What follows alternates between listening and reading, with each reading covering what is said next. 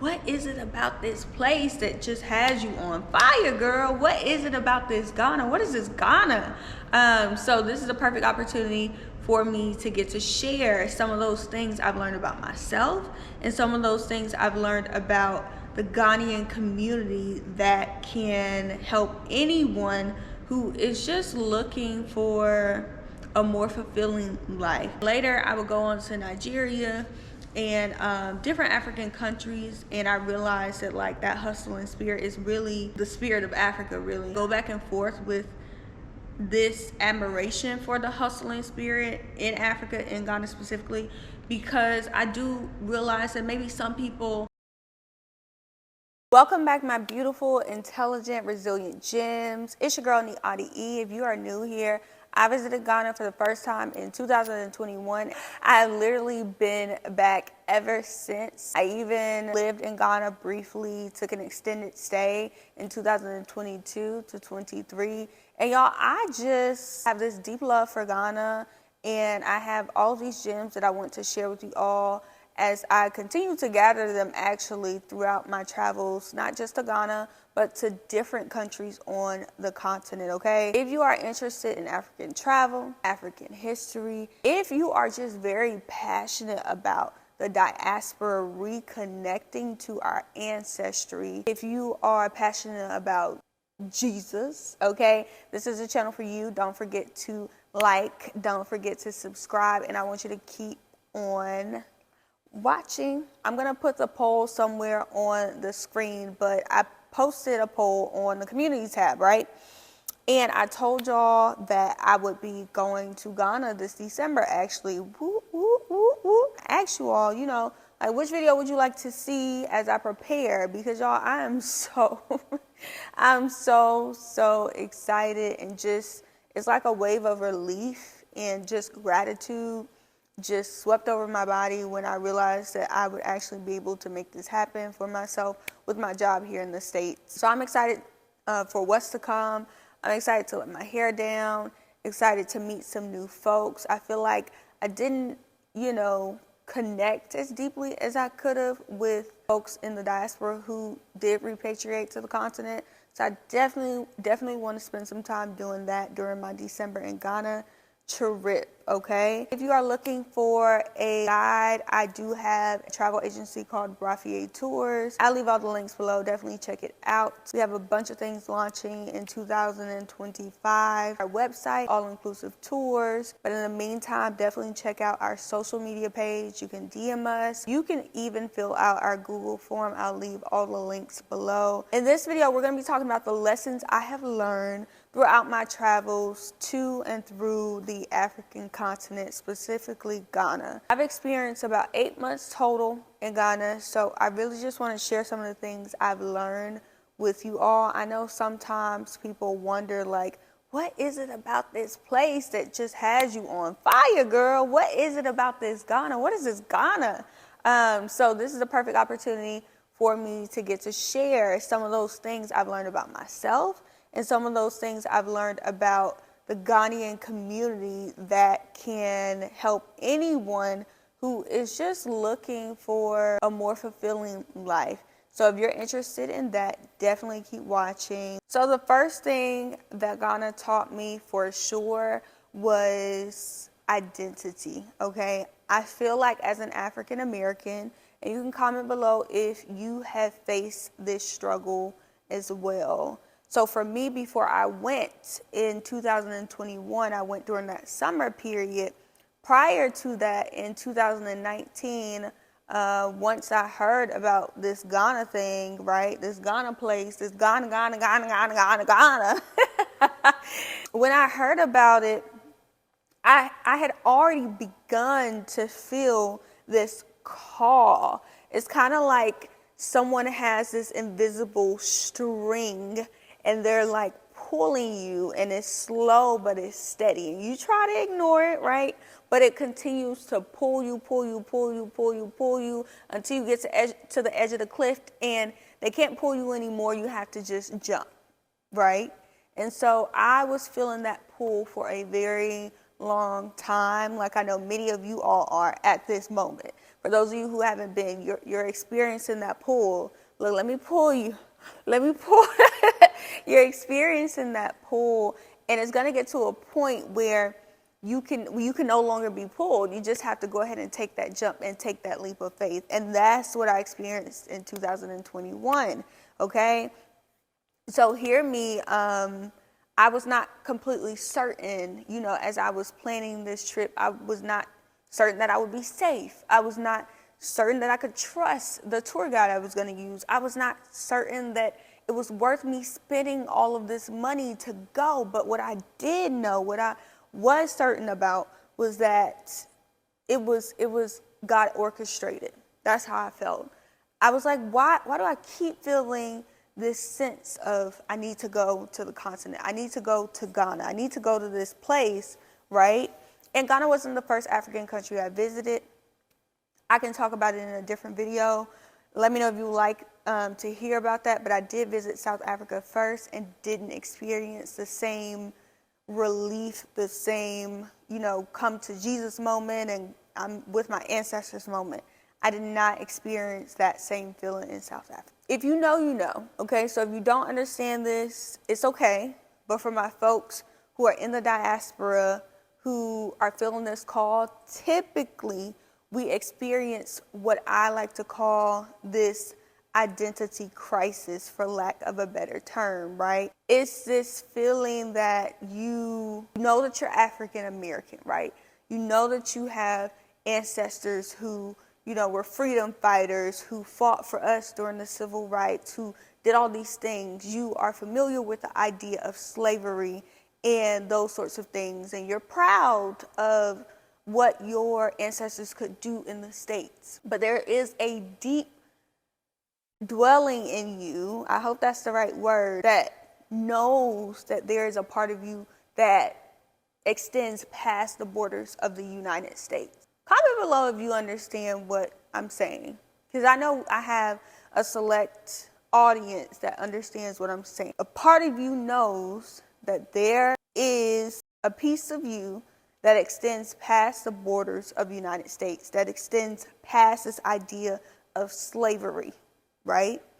And you experience this frustration because you feel like you were robbed of that identity, that part of you. It's hard to figure out which country your ancestors actually come from because of the amount of mixing and mingling and stealing and forcing and raping and all of the things during that transatlantic slave trade period. And so you experience this identity crisis. It's like, I know I'm African American, but I really want to explore the African side of me. I really want to know more about the African side of me, and where do I begin? Y'all, I don't want this video to be too long, so I'm not going to get too deep into that.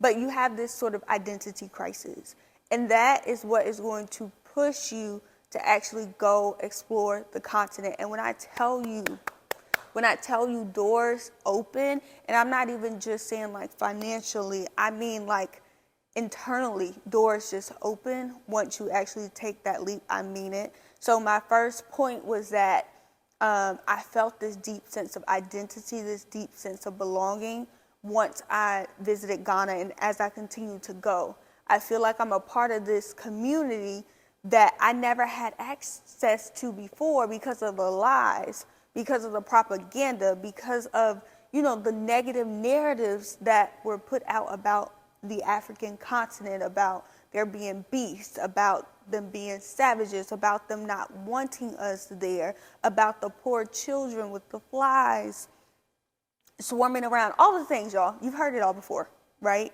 And so when you go, you get this renewed sense of who you are. And that can happen for you in many different ways. But I know for me, I really felt empowered to start rocking my natural hair, like to the umpteenth degree. Like when I came back from Ghana, I was like, I'm blackity black, black, black, black, black. Okay. It's like I already had respect for who I was as an African American and as a black person in the States. But after going, and as I continue to go, I just developed this crazy respect and reverence for my ancestors and for who I am. And you really have to experience it for yourself, y'all. I can talk and I can talk and I can talk, but you have to experience it for yourself. I would wear a lot of makeup before I went.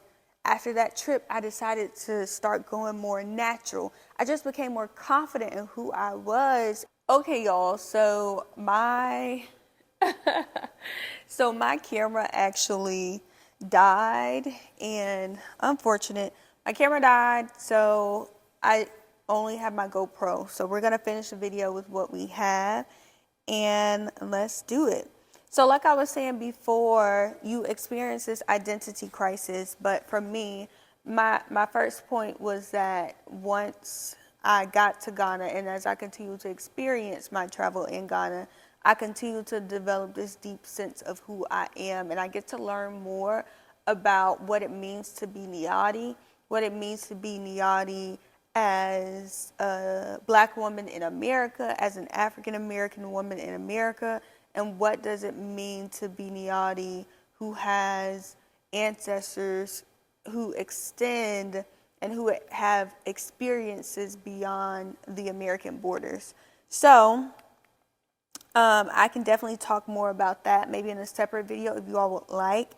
I don't think I'll get through all of my points, so this may have to be a 2-part video. Let me know if you all would like a part 2 to this video. The second thing that continuously visiting Ghana has done for me or taught me is this idea of entrepreneurship. That is such a difficult word, y'all. Entrepreneurship. I'm pretty sure I said that right. So before I went to Ghana, I had no concept of business, really. I had no concept of business. I knew that I was born to lead in some way. I knew that I was born to have some sort of business or something of my own. And also, too, the time that I was visiting was circa 2020. It was in 2021. So, entrepreneurship and business was a big thing during that time. But one of the things that I held on to was I was not going to start a business unless it was very meaningful to me. I just wasn't going to do it, right? So it was like an afterthought. And so going to Ghana, one of the things that shocked me and one of the things that I hold on to that I just will never forget is how amazed I was by the hustling spirit in Ghana. And later I would go on to Nigeria and different African countries, and I realized that that hustling spirit is really the spirit of Africa, really. And I kind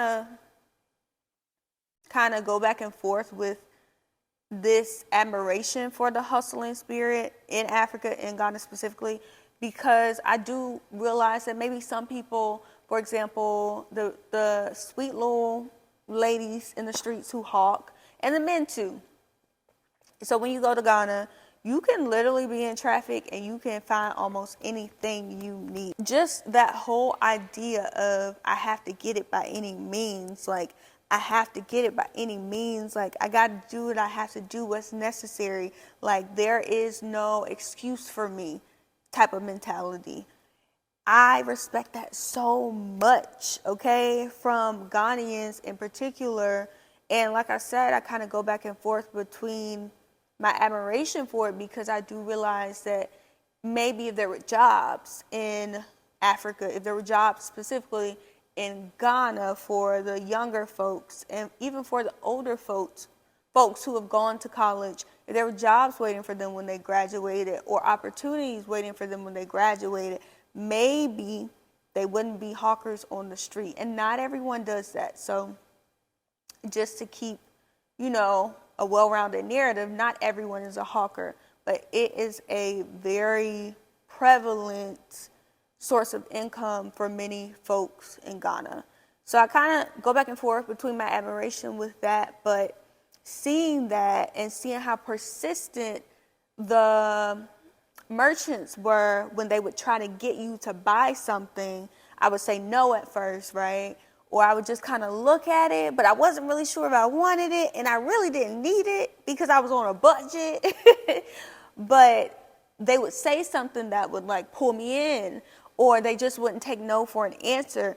And that really taught me, a thing or two about this whole idea of business and entrepreneurship. And the other piece was too, you could have two people at the market, let's say Makola Market in Accra. You could have two people at the market, right? And you have this one vendor who is selling waist beads, right? You could literally have a vendor right beside this vendor also selling waist beads that are literally the exact same waist beads. But guess what? Both vendor one and vendor two show up to that market daily or whenever that market opens, and they are selling things. So what it immediately did for my mindset was like, wait a minute. There are folks here who, they may not be making much selling these items, right? Because the Ghana city is not as strong as the US dollar. Yet they're coming out here every day and they're not making excuses and they're getting it done. So what more could I do with this opportunity in the States? You get what I mean? And I kind of felt this sense of shame. I'm like, there are no excuses for me. Like, I'm not, out here. There are no excuses for me. I'm not really fulfilling my highest potential is kind of how I looked at it. And I left Ghana literally on my flight. I was looking up names for businesses, and I can create a separate video, but I originally started Braffier, which is now a touring agency that focuses on African tours. And it means come home and tweet, which is a local Ghanaian language, right? And so I originally started the brand Braffier as a clothing boutique because I was inspired by the colorful clothing in Ghana. I bought a bunch of clothing from the market and brought it back. And that transformed into something else where I sold shea butter, still under the brand Braffier. And then eventually I got to the point where I was like, I'm not really a fashionista. I love to dress, but I'm not a fashionista. Plus, my real goal is to get people connected to the continent and encourage people to visit.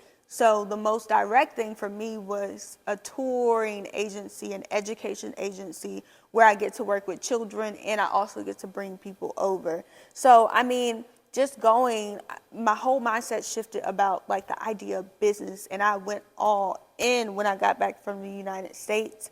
And of course, I've had, highs, I've had lows when it comes to entrepreneurship, but that was one thing that really, really transformed me when I went to Ghana. All right, guys, so this is going to be my last point before I close out the video.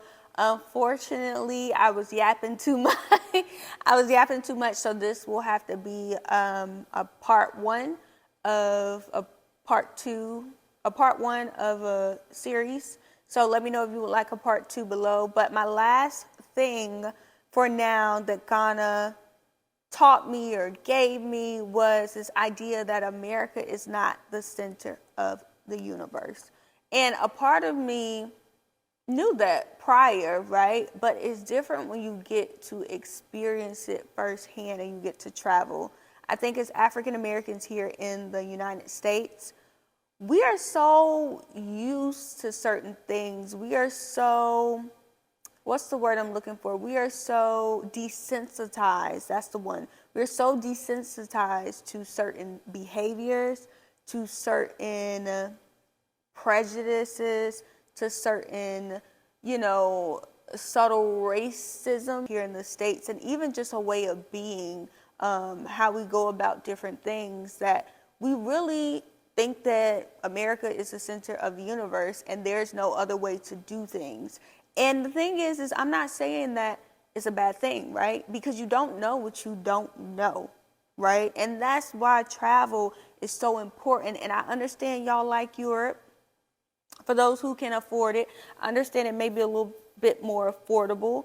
I understand y'all like Europe, okay? I know y'all like the Caribbean. I know. Shout out to the Caribbean. But I'm here to encourage African travel. And I think that when you go, you get to really see firsthand that, wait a minute, there is a different way of doing things. There's a slower pace to live life. Wait a minute, I'm actually, like Erykah Badu said, I'm a bag lady. I have a bunch of things that I'm carrying that I didn't even realize I was carrying until you get to a place like Ghana, right? Until you get to a place where you are actually a part of the majority and you're not a minority in the country. Sometimes we just don't realize what we're carrying until we get there. And I do want to caution folks, because I've seen this. We like to sometimes, when we do finally, we're getting pulled, there's an invisible string, we get to the edge of the cliff and we have to jump. And then we jump and make it to the continent. We get there and sometimes we're disappointed, and sometimes we want to project certain ideologies. We want to project, that's my timer, hold on. So we're going to wrap this up. We want to project certain ideologies, want to project certain luxuries, certain things onto Ghanaian culture. And I'm just here to remind you that, like, be wary of that. Like, Ghana is not America. America is not Ghana. In my recent interview with the founder of Bridge the Gap, we talked about how success in Ghana may not look the same as success in the United States, and that is okay. So don't go to the continent with this mentality from the States, thinking that things are supposed to be the exact same as what you get in the States. We love Ghana because Ghana is different. We love Ghana because Ghana is peace. We love Ghana because it is a breath of fresh air. We love Ghana because it is the home of the ancestors. It is communal. It is communal. It is family oriented. It is not individualized mindset, right? So these are some things to just keep in mind as you go, as you finally take that leap. You can't use the same measuring stick that you would use in America for Ghana, right? It's just going to lead to disappointment. So, yeah, that's the final thing. It definitely taught me that America is not the center of the universe. And I am forever grateful that America is not the center of the universe. And I'm just very excited to continue to uncover these different layers of myself as I continue to travel. And I'm even more excited to be able to bring and continue to be able to bring others along on this journey, and to be able to document how some of my guests, if you haven't already followed us, follow Brafier Tours on Instagram. We are launching or relaunching with all-inclusive tours and a website in 2025. But I love the fact that I get to document my guest experiences when they feel this transformation after visiting. So you can definitely check out the Instagram page. And last thing, and then we're going to get out of here. The last thing is, I understand more now that it is not just about me, right? This visiting the continent, first of all, no one in my family has visited the continent. So me going is breaking a generational curse. Me going is reconnecting with the ancestors for all of my folks, right? But it extends past me, right? Now my children get to have access to the continent. When I do eventually get land or, an apartment or a home or whatever the case, now my children have access to our life beyond the borders of the United States that I didn't have access to. Let's say I get Ghanaian citizenship. Shout out to all of you who gained your Ghanaian citizenship. Y'all, that made me so stinking happy, so stinking happy. Now that means that your lineage now can have access to Ghanaian citizenship. It's not just about you. It's not just about us. It's about breaking these generational curses and this generational veil that has been placed over our eyes to tell us that we are something that we are not, right? And to make us think that we are less than what we are. And I'm just happy for the opportunities that God has given. I'm not going to keep y'all for too much longer. If you made it this far, you're a family. Don't forget to like, don't forget to comment, don't forget to subscribe, and make sure you turn on your notification bell so you can be the first to know when I drop my next video. I'm excited to drop some more content for you all. Let me know what y'all would like to hear me talk about. On this channel, you know that we are all about honoring your voice. So I encourage you this week to step into those rooms that you're going into like you deserve to be in them. And I want you to figure out a way that you can honor your voice this week. Is there a question that you need to ask in the meeting that you've always been afraid to ask? Is there a child you need to pour into? Is there an opportunity that you have to pour into someone that you've always neglected because you didn't think they would listen? Is there someone you need to apologize to, right? That your ego has prevented you from apologizing to? Is there an open mic you need to go to that you've been putting off? Is there something that you are afraid of that you need to go ahead and conquer this week? I want you to do it and report back to us in the comments once you do it, okay? I love you all, and I will see you on the next one. Bye.